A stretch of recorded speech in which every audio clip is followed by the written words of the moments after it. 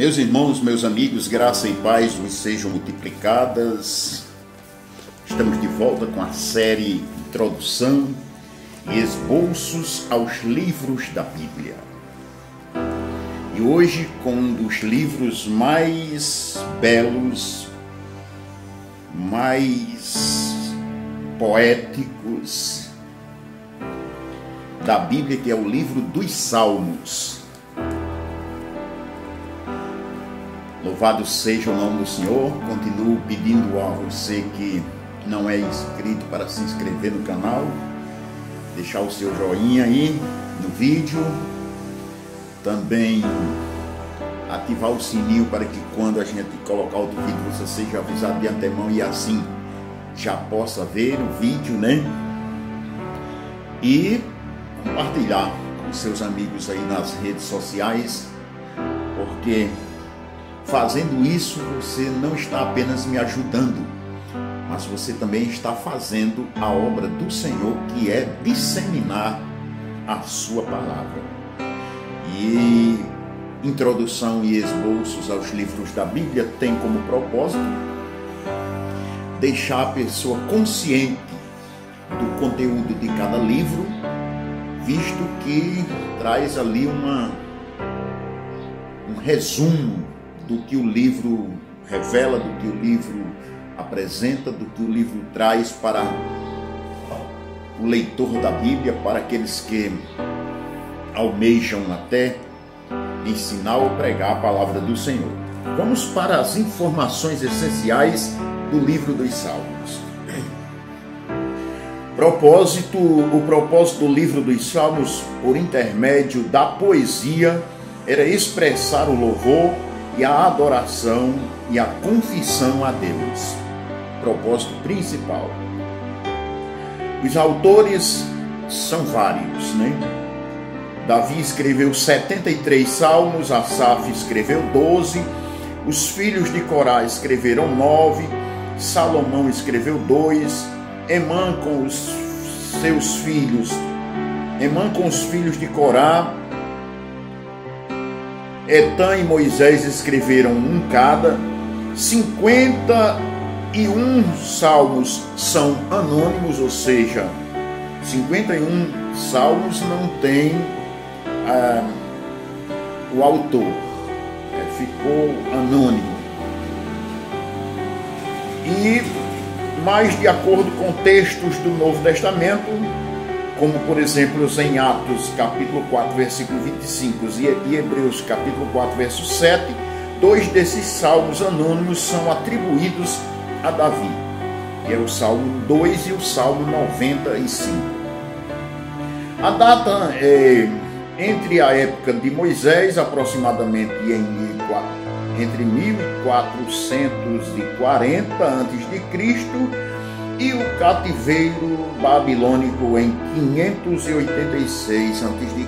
Foi um período bem longo onde esses autores escreveram os salmos que formam o livro dos Salmos. O panorama é o seguinte: os salmos não são narrativas históricas, porém eles frequentemente nos permitem um paralelo com os acontecimentos que envolvem a vida de Davi, como sua fuga por causa da perseguição de Saul e seu pecado com Batseba. Versículo-chave: tudo quanto tem fôlego, louve ao Senhor. Louvai ao Senhor, que é o último versículo do livro dos Salmos, que está no Salmo 150, verso 6. A pessoa-chave dos Salmos é Davi, com certeza, né? Ele foi quem mais expressou a sua devoção e adoração a Deus através do cântico, através da poesia. E o lugar-chave é o sagrado templo de Deus, porque os salmos eram usados como música, como louvor, nos cultos de adoração ao Senhor que eram realizados no templo de Salomão. Glória a Deus. Vamos então para a introdução do livro. Sempre as introduções ela tem uma poesia no início, né? Algo assim que envolve o sentimento do leitor, né, e a mente e o coração, visto que o propósito da palavra de Deus é nos envolver com Deus e com seus propósitos, com seus projetos, suas coisas que são santas. Glória a Deus. Olá, como vai você? Assim começa a introdução.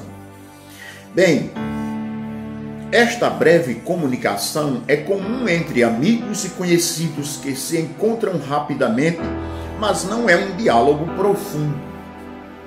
Na verdade, os clichês são comuns, mas se eles saturam nossa comunicação, nossos relacionamentos ocuparão um patamar superficial. As opiniões sobre os acontecimentos também podem fazer parte do nosso discurso. Elas revelam algo sobre nós, mas a verdadeira pessoa ainda permanece escondida. Na realidade, somente quando os verdadeiros sentimentos e emoções são compartilhados, as pessoas podem ser conhecidas, amadas e ajudadas de verdade. Frequentemente, o tom superficial domina nossas conversas com Deus.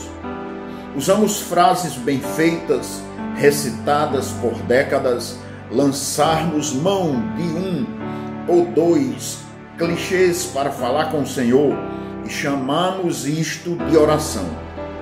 Não há dúvida de que Deus ouve e entende estas tentativas tênues de expressão, mas ao limitarmos nosso discurso a clichês, tornamos-nos superficiais em nosso relacionamento com Ele. Mas Deus nos conhece e quer ter uma comunicação genuína e verdadeira conosco. Na parte central da Bíblia encontra-se o livro dos Salmos. Esta grande coleção de cânticos e orações expressa o coração e a alma da humanidade. Neles toda a gama de experiências humanas é expressa. Não existe clichê neste livro. Davi e os outros escritores honestamente externaram seus verdadeiros sentimentos, refletindo uma dinâmica e poderosa amizade com Deus, capaz de nos trazer mudança de vida. Os salmistas confessaram seus pecados, expressaram suas dúvidas e seus temores, pediram ajuda a Deus nos tempos de dificuldades, louvaram-no e adoraram-no. Ao ler o livro de Salmos, você verá crentes que clamaram a Deus das profundezas do desespero e cantaram nas alturas da celebração. Mas se estivessem desesperados ou felizes, os salmistas compartilharam sentimentos honestos com o seu Deus. Por causa da sinceridade expressa por eles, ao longo da história, homens e mulheres têm recorrido repetidamente aos salmos para encontrar conforto em tempos de luta e angústia. E como os salmistas, tais pessoas se erguem do abismo do desespero para novas alturas de alegria e louvor, ao descobrirem o poder do eterno amor e perdão de Deus. Deixe a sinceridade dos salmistas e a você a um profundo e genuíno relacionamento com Deus. A sinceridade, ela é uma das coisas que Deus mais procura em nós. Apesar de Deus ver tudo, enxergar tudo, saber tudo, porque Ele é onisciente, o sentido de procurar é um sentido diferente. Não é como o nosso, que procura uma coisa porque não a tem, não sabe, não vê, não conhece. Não, Deus não é assim. Deus procura os verdadeiros adoradores para que o adorem em espírito e em verdade, no sentido de reger, de ajuntar um grupo o maior possível de homens e mulheres que se dedicam, que se entregam de corpo, de de alma, de coração ao Senhor e o ama de verdade. Seja você uma dessas pessoas. Pelo menos devemos nos esforçar para isso. Glória a Deus. E como os salmistas, quando com sinceridade entrarmos na presença de Deus, que às vezes a gente está com um sentimento e na oração a gente quer apresentar outro diante de Deus, como se a gente fosse bonzinho. Nosso coração está fervendo de sentimentos contrários aos que deviam estar cheios, e a gente se apresenta diante de Deus, Senhor, né? E não mostra realmente o que está no nosso coração, quando na verdade Ele já está vendo. Então, Deus quer que a gente seja sincero. Se a gente estiver com raiva, Senhor, eu estou com raiva. Eu não queria estar com raiva, mas eu estou com raiva. Senhor, eu estou aborrecido mesmo com isso, com aquilo ou com aquela pessoa. Quero que o Senhor tire isso de mim, porque eu não quero que esse sentimento devore minha alma e meu coração. Assim, aí desse jeito, chegando com sinceridade diante de Deus, assim como os salmistas foram respondidos, a gente também será, tá bom? Esboço do livro dos Salmos está dividido aqui em 5 pontos. E o primeiro, na verdade, os Salmos estão divididos em 5 livros, que foram ajuntados em apenas um. O primeiro livro é do Salmo 1, verso 1 até o 41, verso 13. O segundo livro é do Salmo 42, verso 1 até o Salmo 72, verso 20. O terceiro livro, Salmos 73, verso 1 até o Salmo 89, verso 52. O quarto livro, do Salmo 90, verso 1 até o Salmo 106, verso 48. E o último livro, Salmo 107, do verso 1 até o Salmo 150, verso 6. Primeiro livro,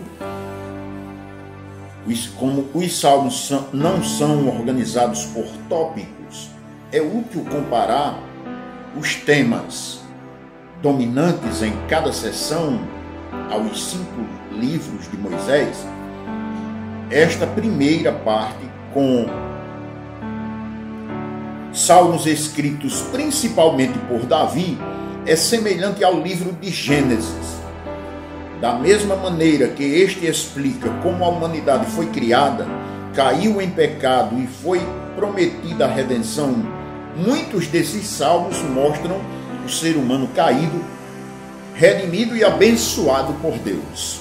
Ou seja, os salmos estão divididos em 5 sessões, e essas que foram apresentadas aqui no esboço, né? Cada uma tem um propósito, porque foram arrumados não apenas pela capacidade do homem, mas pela direção do Espírito de Deus.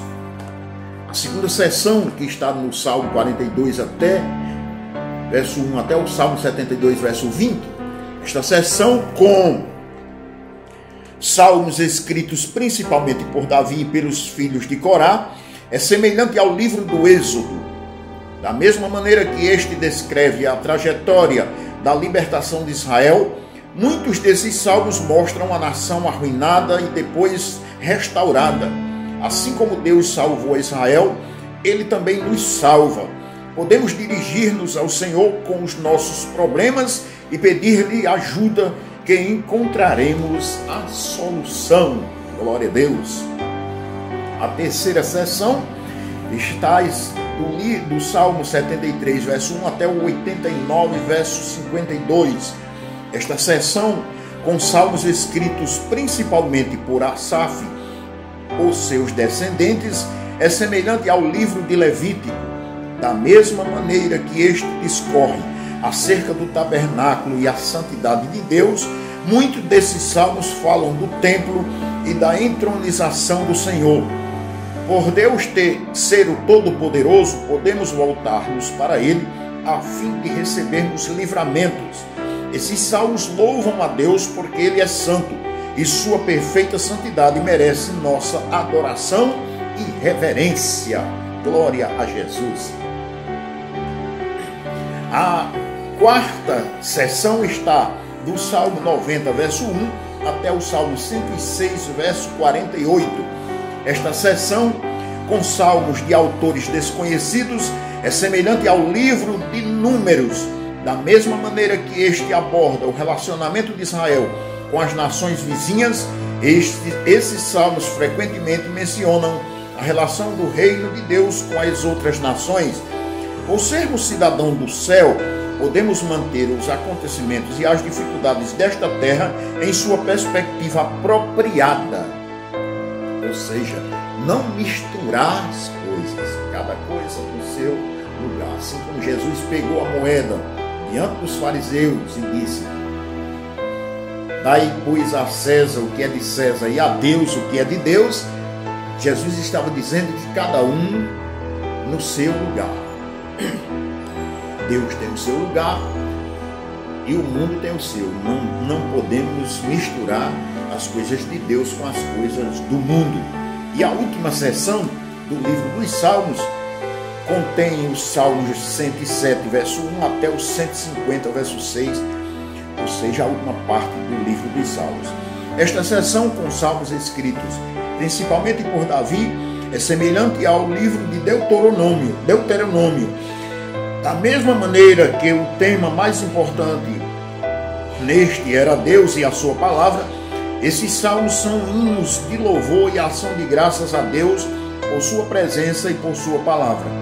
A maioria dos salmos foi originalmente escrita para ser acompanhada por instrumentos musicais na adoração. Podemos usar esses salmos hoje como foram usados no passado, como um livro de hinos de louvor e adoração, pois os cânticos expressam o que está em nosso coração. O louvor não pode ser de outra forma a não ser expressar diante de Deus aquilo que estamos sentindo em relação a Ele. Por isso, que hoje em dia muitos louvores eles são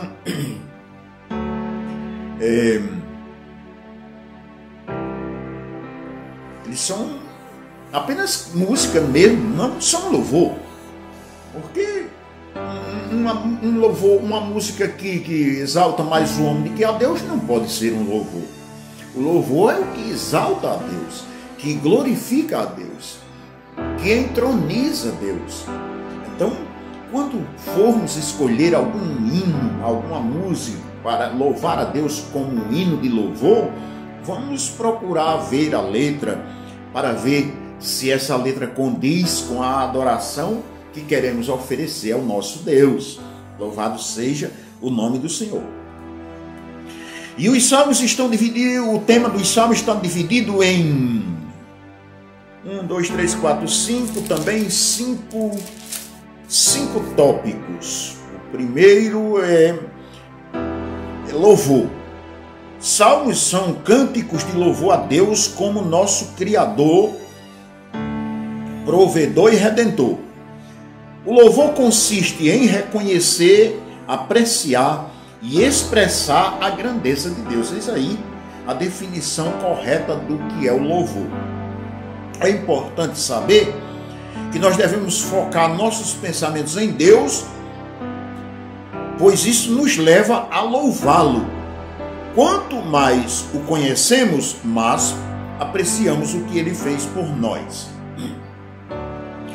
O segundo ponto do tema é o poder de Deus.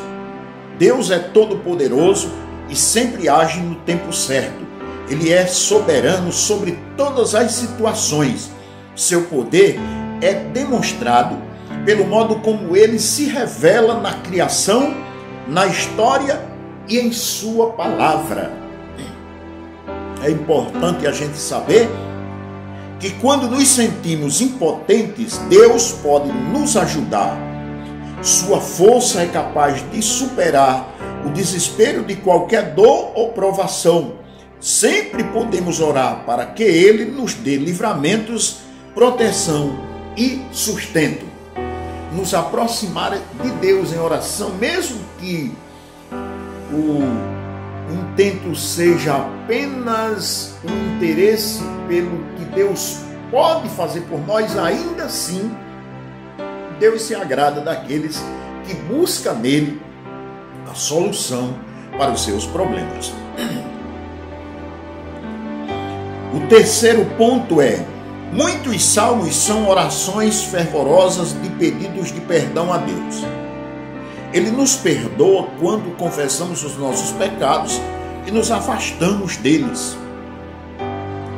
É importante saber por que, por Deus nos perdoar, podemos ir a Ele e orar com sinceridade. Quando recebemos seu perdão, passamos da alienação à intimidade e da culpa ao amor. Glória a Deus. Quando somos perdoados, nos sentimos livres e temos até a ousadia de entrar no acesso, de ter acesso à presença de Deus e entrar em sua presença com toda a sinceridade do coração. E isso agrada ao Senhor e Ele prontamente nos atende, nos recebe e nos responde. Glória a Deus.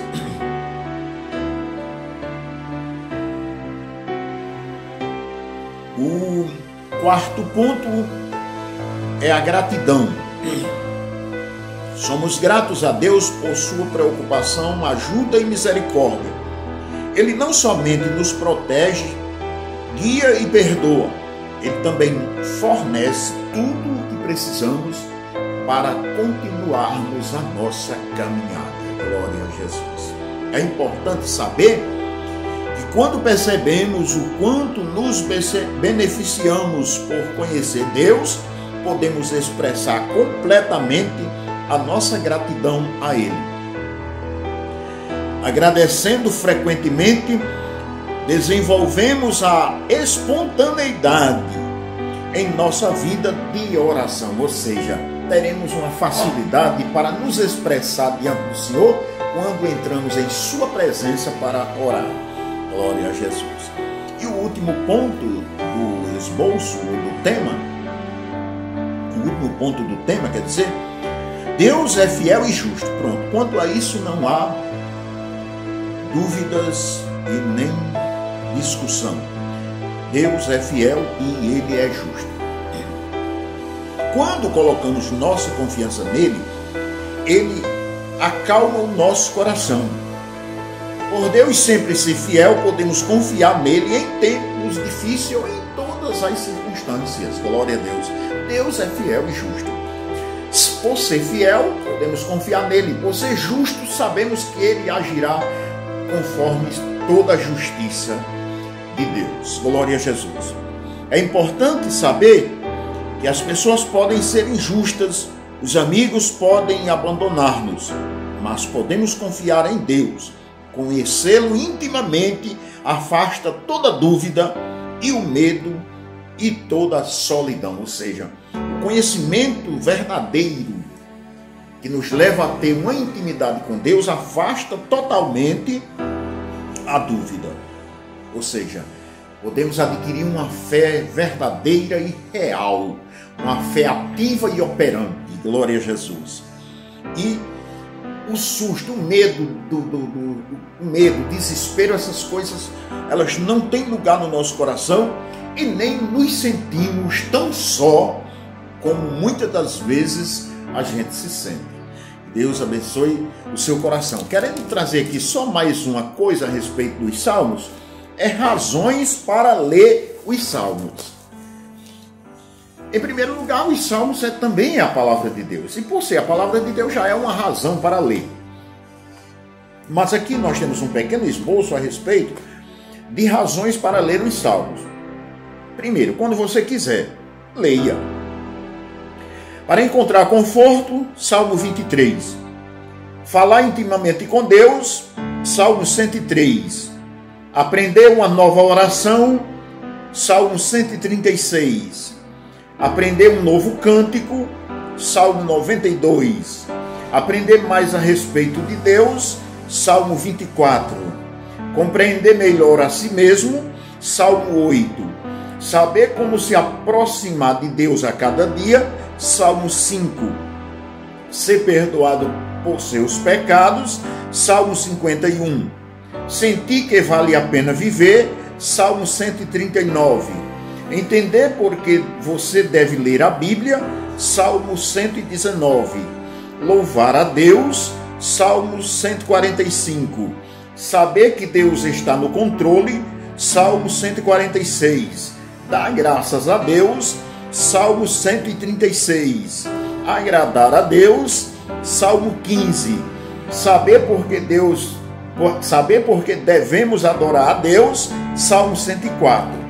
A palavra de Deus foi escrita para ser estudada, compreendida e aplicada à nossa vida diária. O livro de Salmos exprime bem esta realidade. Entendemos melhor os salmos quando nos identificamos com os sentimentos dos salmistas e permitimos que o texto flua sobre nós como uma chuva. À medida que lemos os salmos, descobrimos que já são parte de nós, pois expressam em palavras nossas dores, nossos desejos, nossos pensamentos e nossas orações. Revelam o que está no mais profundo do nosso ser. Suavemente nos levam a ser o que Deus projetou para nós. Pessoas que o amam e vivem para Ele. E ao voltarmos para os salmos, procurando algo, mais cedo ou mais tarde, encontramos alguém, o nosso Criador, aquele que dá sentido à nossa existência, pois fomos feitos para o louvor e honra de sua glória. Aleluia.